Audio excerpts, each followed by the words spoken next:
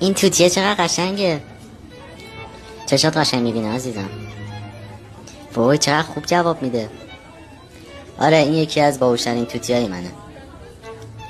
خب توتی قشنگم، بگو ببینم اگه من با یه مرد بیام خونه تو چی میگی؟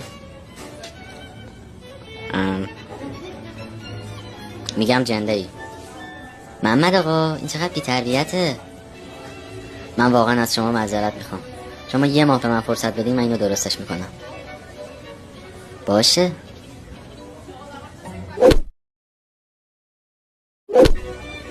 سلام. سلام آبجی.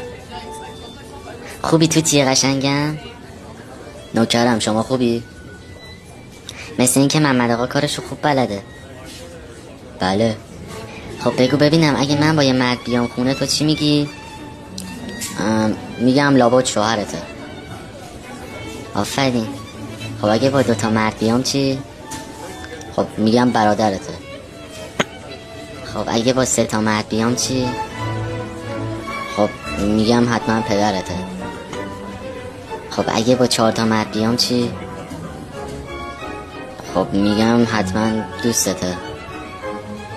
خب اگه با 5 تا مرد بیام چی؟ بابا محمد بیا این زنی که جنده رو جمعش کن.